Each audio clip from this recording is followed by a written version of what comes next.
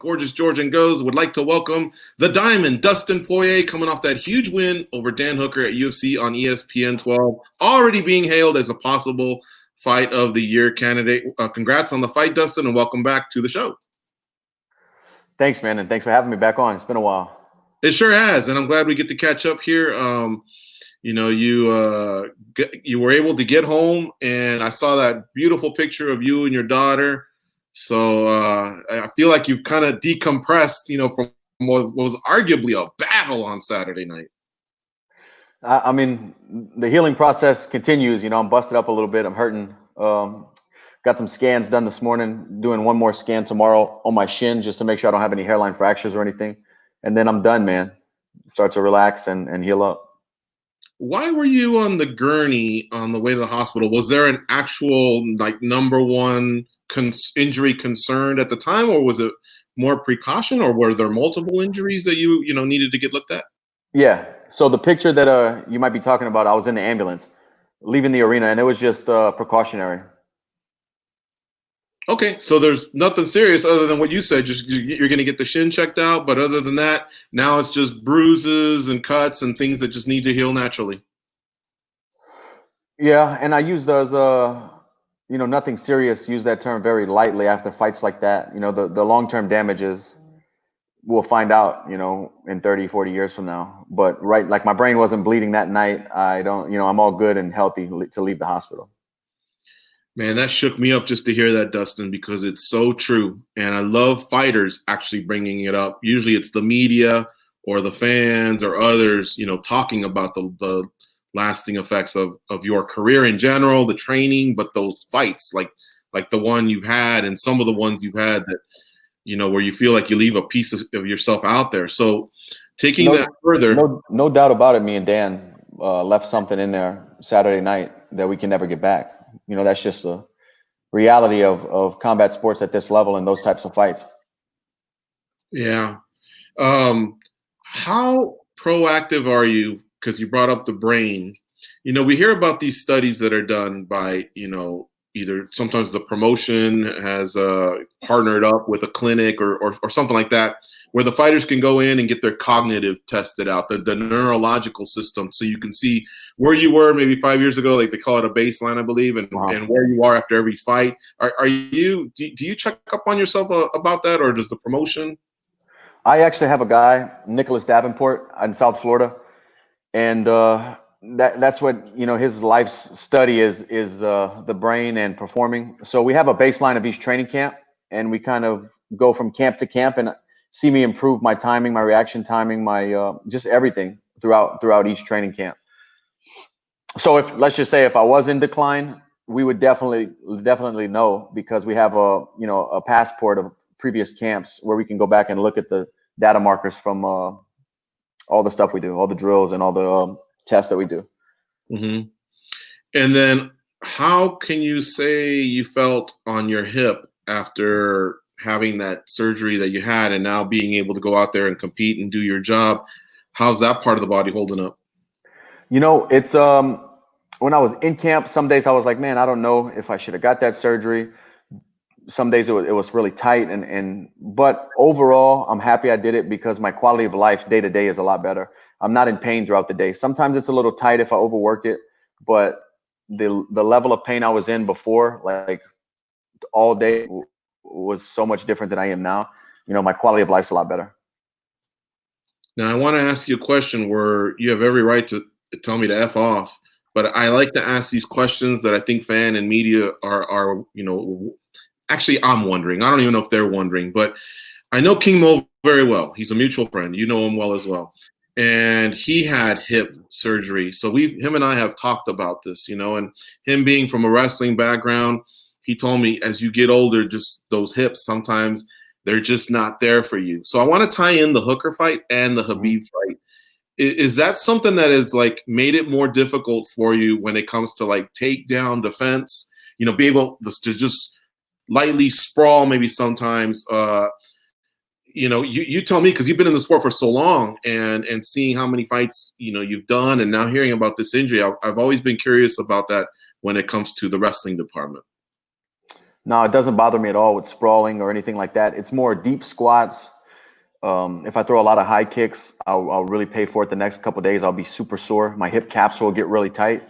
And also, I noticed since this last surgery, any long distance runs, my hip gets real tender, and the next couple of days impact um, really aggravates it. Like I mentioned earlier, you're still young. Honestly, you started in the sport for so long, but you're not in your upper 30s or anything like that. We know you have plenty of years left, but because we've been talking about some of the serious stuff, this grown man stuff here, and you obviously being one of the more like you're one of the more responsible MMA fighters in terms of like there's less knucklehead in you, and there's more like professional athlete, father, husband, and in you. And do you start thinking about now, since you've crossed the 30 threshold, about like just your future and all? And I'm not throwing out that R word, but just the way a career can close out, especially now that you've been able to, make more money, attain a belt. You probably hit a lot of your goals. Yeah, I always had the number 35 in my head that I would stop fighting at 35 years old because I figure, you're 35, you're still young. You can start a new venture in life and still be young and have a whole career in that as well. But we'll see. I feel good. I don't think I move old. I'm since the hip surgery, my day-to-day life is better. I'm not in pain with my hip every day like I was. You know, I feel good, but like you said, I definitely have been doing this at the highest level for a long time and had some crazy fights. And we all know fighters, when you fight like that, we age in dog years, man. So I'm just enjoying the ride still, having fun. I still feel good. Maybe the frequency of fights will, I kind of slowed down. I'm doing 2 a year now. I was doing 3, or even before that, I was doing 4 or 5 a year when I was a young professional. I'm just, like you said, trying to do things right, taking care of my body right now, taking, like not drinking and stuff after fights, not putting a bunch of junk in my body after fights when my body's healing. I've been loading up on fish oil and turmeric and CBD and lion's mane mushroom and just things like that to really help my brain heal. And that's more focus as I get older. That becomes more of a focus after fights. Before it was, let's celebrate, let's party, let's enjoy this win. Now it's like I achieved what I set out to do. I had a good performance. Now it's time to recover, take care of my body, and we'll take it from there. Did you dial that in yourself? The less party and drinking thing, or did someone like an experienced vet from the gym or a relative put their arm around you and say, "Listen, man, we got to do it this way now"? No, I just kind of learned on the job and did it as I went and decided to try to look out for myself, and my family. So that's just growing up in the sport. It's not good. Drink is not good for your brain. Definitely don't want to drink after taking shots like we just fought for 25 minutes. Dustin, when we talk about this fight, the one of the words that was being thrown out was, battle, war. Where would you rank this fight amongst the other fights that you've had that were somewhat similar? I've had some crazy ones at this point in my career, man. We've had some crazy ones, but this one was a little bit different because I was hurt pretty good in the end of the second round. I went back and sit on the stool between rounds, and I had to really pull myself together and know that I had 15 more minutes to fight after I just got hurt. And but I did. I turned it around. It was a crazy fight. Is there a piece of advice or a tactic that you felt, an adjustment that was made that you felt was the turning point in that fight for you? I started using my jab a lot more in the later rounds. I feel like I kind of started throwing his rhythm off. And what else? Switching stance. Whenever I covering a lot of distance, switching stance with my right hand, throwing my lead hand, switch stance, throwing it from the back like a cross. I think that shook him up and made him guess a little bit. These guys are good, and you got to keep them guessing and set traps, and that's what I tried to do. Tried to switch it up from round to round. When George was talking about who you are as a person and family man really sticks out, I started thinking a little bit about the road to this fight. In this COVID-19 era, we've seen so many fighters not be able to fight for one reason or the other. If that would have happened to you in this fight, to your opponent, but they said, the next available booking we have is Fight Island. Would you have been able to keep things intact and make that commitment to go to Fight Island and finish this fight, or would you have just said, "Hey, hit me back when you guys all come back statewide"? I'm not sure. I guess I would have to be in that position to make the decision, but I don't know. You know, I don't even know why we're talking about that. We got the fight done here in the States. I would have to be in the moment to find out. You know, looking at it right now, I wouldn't want to go all the way to Abu Dhabi, but you know, being put in the position, I might do it. Yeah. When these losses occur in a fighter's career, okay, there are certain people that fighters that say, "Hey, man, certain people that were there for me before, all of a sudden they all get off the bandwagon." And I remember at the end of the Khabib fight, almost being proud for you, like the performance that you put on, and couldn't wait to see you again. What was your support system like? Not just friends and family, but fans. Did you feel more support? Did you feel like maybe people left the bandwagon? What was that experience like? You know, I felt a lot of support. I felt like people. The thing is that I'm pretty transparent with my feelings and the way I fight and the person I am. So people kind of know who I am, or they get a connection to me that is authentic because I'm not acting like something.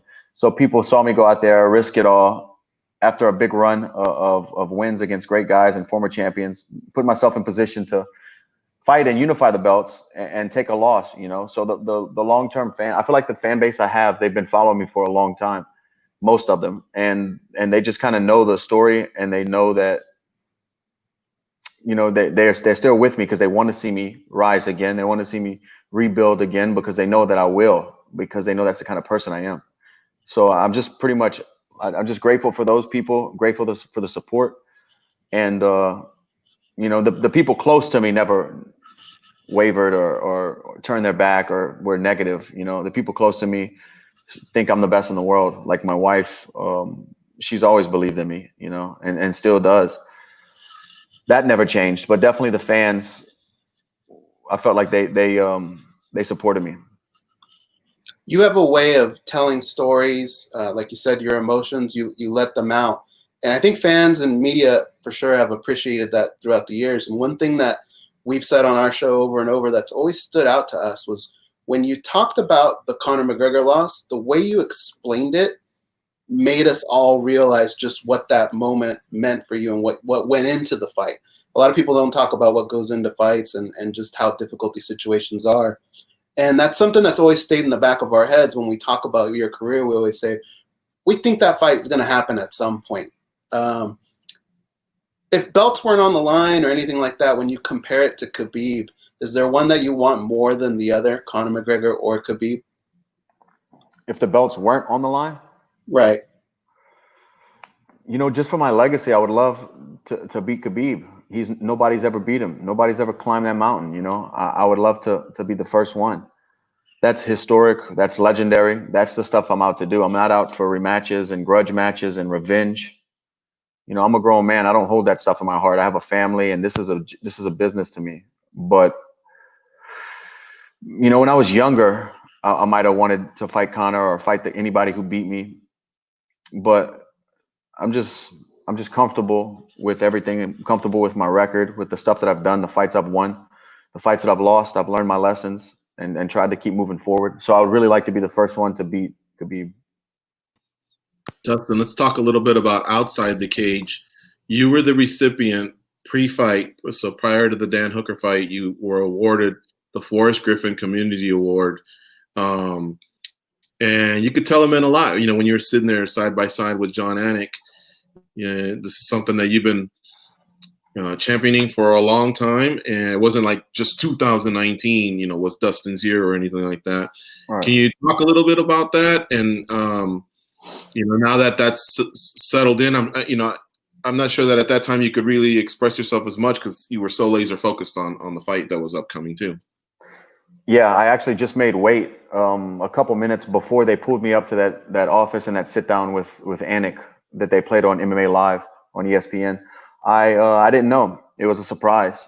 I thought we were just doing a quick interview about the fight, and then they told me about the award and that they were going to honor me for the charitable work me and my wife and the foundation have done. And I get emotional when that video that played before me and John talked, because that kid's story is so powerful.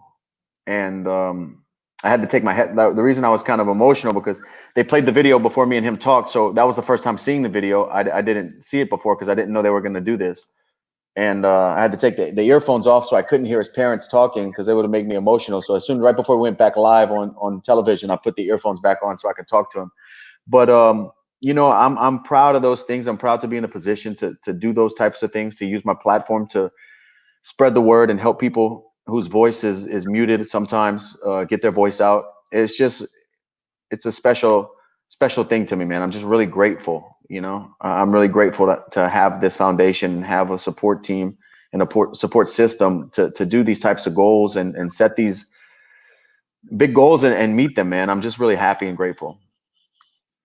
Isn't it amazing to find out, you and I, we're pretty good dudes, we kind of go out, do our job, and hopefully don't break any laws, or at least maybe we used to, maybe we didn't, I don't know.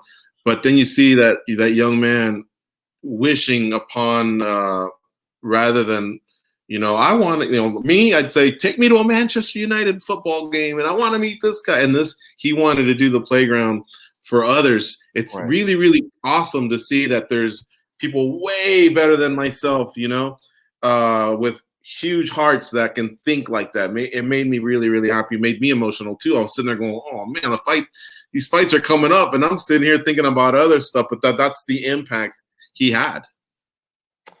Yeah, it's really selfless and amazing for a young kid to have a wish like that, to benefit his classmates who have disabilities.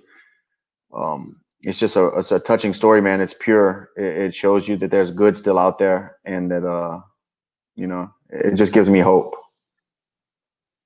Yes, and I wanted to ask you, the Good Fight Foundation that we're talking about here, they're going to always benefit from your kit, correct? I think I heard you say that your kits will always be sold and auctioned off for the benefit. And is that also tied into what you did again for your community, where I heard you wanted to reward the mom and pop type of bar establishments, so that people that watch the fights on ESPN, you were picking up some tabs, if I'm not mistaken, this past weekend? Or was that two separate causes? No, that was this past weekend. We just wanted to give back to a local, grassroots business here, locally owned grassroots business here, and also give the community a reason to get together and cheer and have a free meal. So did you get the tab yet? Was it a pretty solid number? Did the people from your hometown do some work, eating and drinking? They definitely ate. I ain't picking up anybody's liquor tab. So we paid for the food. They drank on their own. That's solid work either way. But seriously, again, it just goes to show you thinking that way, like it's so true. COVID-19 has done a number, and a lot of the corporations can sustain themselves, but a lot of the mom and pop shops have gotten hit hard. So you doing that was just simply amazing, Dustin. I can't emphasize that and all the work you and your wife do for Good Fight Foundation. Thank you, brother. We're going to continue to do it, man. We this fight kit from the Hooker fight is going to be auctioned off. Mike Brown actually left Vegas with my gloves and hand wraps on accident in his bag. So I'm waiting for them to get he's mailing them back to me. When I get them, then we're going to list the auction and start spreading it and pushing it. And hopefully we get some good money for that, because that's the money we get from this, we're going to use to launch our back to school drive this year. Yeah. How did that happen, if you don't mind me asking? He just wound up with the gloves and the wrap? Well, I had to bounce to the hospital, so they went back to the locker room and grab all my stuff, get all my stuff together. And some way or another, my gloves and wraps got put on one of his backpacks at the venue. And then, we all got suitcases full of gear and suitcases full of clothes and, all my coaches. It's just a bunch of stuff. It just got mixed up, but it's already on the way here. Okay, yeah, we got to clear his name, because I got to give it up for my colleague today. He was one of the 5 nominees for Journalist of the Year. So we definitely want to clear his name on that one, because he's doing some great work out there. And I know you and him catch up a lot. Yeah, and I said Mike Brown. Oh, Mike Brown. I think you said Mike Bond. No, that's why I was like, why is that? Yeah, how'd he get mixed up? No, Mike Bond's a good dude, though. Yeah, he is a good dude. No, seriously. Okay, I got to get the swab test on the air. Then something wrong with me. All right. So then now let's finish up with uh, fighting 2 times a year. You're very comfortable. Obviously, you've been through a lot right now. You're going to take the summer off. You're looking like end of the year. Will Khabib and Justin kind of dictate what you want next, or do you know what you want next at this time now that things are like decompressing within the division? We'll see, man. I just want big fights, and I want to be, paid for them. So I just want big fights and money. I want to be the undisputed world champion, but I'm not pressing. I'm not pushing for other fights right now. I'm just going to sit back, heal up, see what the UFC wants to do, and we'll take the next step. But I think I've, paid my dues and earned my shot at a big fight. And is another if the title shot doesn't come your way, tying into what Goze said earlier, do you like the fresher matchups? Where like people were already talking about you versus Tony, you versus Nate. Like some of them might or might not make sense, but from the fact that it's a fresh matchup, are you one of those guys that likes hanging different skins on your wall and figuring out new game plans, new chess matches? Yeah, for sure. I'm interested in all those fights. I'd like to fight all those guys. It just has to be the right time and the right scenario, and we'll make it happen. But my goal before I'm done fighting is to be the undisputed world champion. So whatever I need to do to make that happen, if that's sit out and wait for this fight, nobody's told me that I'm next. So I'm not sure exactly what the UFC's plan is, but if it's not a title fight, it's got to be a big one. Would you even consider being on the same card as those guys? Just let's say you heal up great and have a productive couple weeks here. I mean, they haven't said September yet, but if it becomes September or October, would you almost want to be there? Because sometimes hanging around and being in that area, not to jinx any of the other guys, we don't want to do that, but stuff does happen. And sometimes being in the right place at the right time gets you into title opportunities. That's a tough one, man. I don't want to slide in. I want to be picked because of what I've done. I want to have a proper training camp. I don't want to slide in when somebody stubs their toe. I want to earn it. So we'll see what's next, man. I don't want to look too far. I'll wait on the UFC to call me. Man, blew me away with that answer. That's very respectable from a competition side, because that's kind of what we want. We want quarterfinals, semifinals, finals, and not the politics that comes with mixed martial arts sometimes, where this guy sells good, or we're going to this guy or this gal's hometown. You know what I mean? So your answer, man, is gonna it's gonna sound like music to a lot of people's ears hearing that aspect that you just covered. Good, man. I'm just trying to, like we've talked about, I've been in the UFC for 10 years now, and I'm just trying to do it as much my way as I can, with the lessons I've learned over the years of getting prepared and taking fights and performing my best. I'm just trying to do it right, these last years that I fight. Mm-hmm. All right. And the last thing, Dustin, before we let you go, and again, we're appreciative of your time here on MMA Junkie. We've been having a little bit of fun because Goze and I have been, doing this for a long time. And so we get the opportunity to catch up with you guys when you're young pups, right before you guys become monsters and superstars. And in that, we're able to we can't talk as much with you guys because your career has yet to unfold. We go back 10 years. The other day, we were rehashing a story with Jim Miller that he told that we always kind of just keep and chuckle about. But I don't know, maybe I drink too much Modelo or something and I start to forget. Can you repeat what you told us about your younger days, catching snakes, snapping them? I don't know, because I hate snakes. I'm petrified of snakes. So I'm in awe of anybody that would go out there and do snake hunting or whatever it was you did in your young days. This was when I was really young, but we would go look for like water moccasin snakes and stuff like that around streams, and we would get them by the tail and whip them, like how you do a whip or a wet towel to make it pop. If you do that a few times, they'll break their neck and their head will come off. Man, that's crazy. And the only thing I know about the water moccasin is there was a coach named Jerry Glanville who got bit by a water moccasin. Oh, they're very poisonous. I never heard of that snake, and they had to rush him to the hospital. I think he used to be the coach of the Houston Oilers at the time. Now they're the Tennessee Titans. So that's how far back that story goes. So when you even said water moccasin, I already started shivering. Yeah, those things are deadly and they'll F you up. You know what I mean? Yeah, so, yeah, they're very poisonous, man. You even got near it and said, let's try this out. So I don't know if that's just something every kid does growing up or if that's something that you tried out on your own. That's ballsy. Just being young and crazy, but I definitely wouldn't do it now. I'm going the other way if I see one. No doubt. Hey, thanks so much for allowing us to catch up with you. And again, this is something we told you before we even started the recording. Shout out to, it was probably your wife that said, give me that brick on the inside of your house. That looks so baller to me. I've always liked the brick on the outside. On the West Coast, we don't really get like these fancy, different types of homes that I see in the South. So I honestly thought you had stepped outside, maybe in your patio or something, but you're telling me that's the inside. It looks dope. Thank you, brother. I appreciate it, man. Yeah, I'm proud of the house we built. Awesome. Okay, well, enjoy your afternoon, and whatever fight comes your way next, man, we'd love to catch up with you and preview that one. In the meantime, enjoy the summer, enjoy the fruits of your labor, and keep doing things your way. You have all these years, and we're definitely proud of you through WEC and now UFC. You are our legend. You've worn gold. You've hit so many of your goals, and it's been fun watching these this decade plus of you in action. Thank you so much, man. It's been a blast, and I still got a lot left to give. I promise you. For sure. All right. Take care, Dustin. We'll see you. Thanks. Yep.